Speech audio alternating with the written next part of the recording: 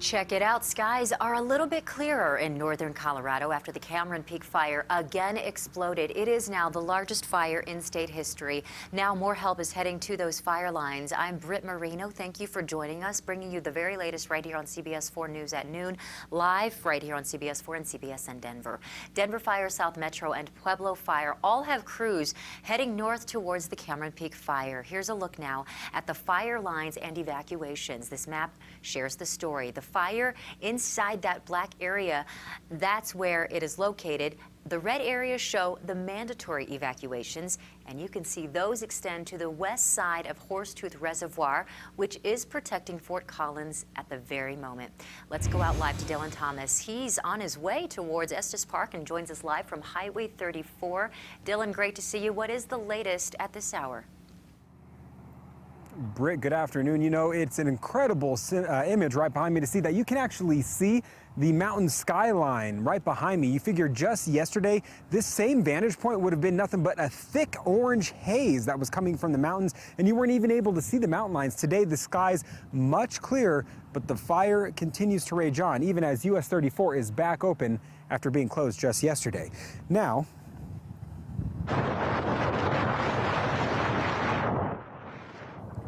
you can hear those winds right there. That was the winds that we were experiencing yesterday in this area. This video here is from Alan Shattuck. He's a professional photographer in Estes Park, and he saw the flames creeping toward the iconic town. This video from Lake Estes. Now, where the winds were in that area around 50 to 70 miles an hour in and around the blaze, the fire continued to rage into the night with flames visible from Alan's porch. Now, we now know the fire charred more than 30,000 acres in just 24 hours. That's roughly the same acreage that the fire stayed at for the first month that it burned.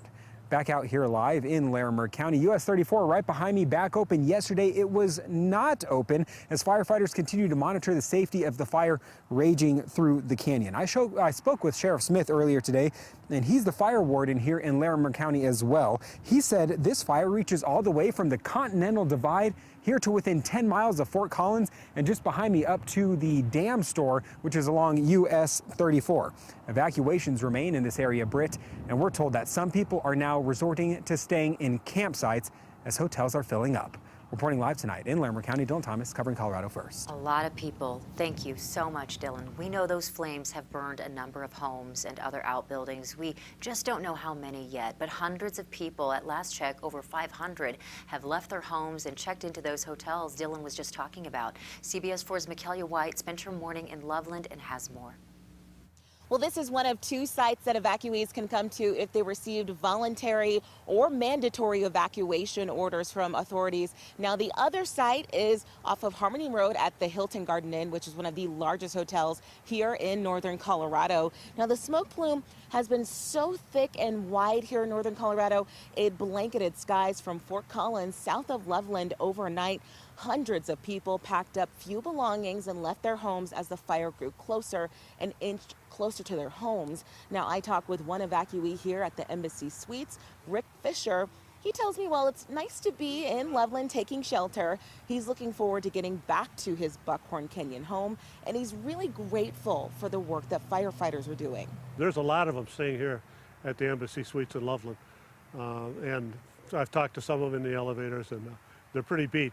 One guy I talked to yesterday was up here for fighting a fire for 11 days in a row, and all he wanted was a hot shower. So, yeah, those guys I take my hat off to. They're doing a hell of a job.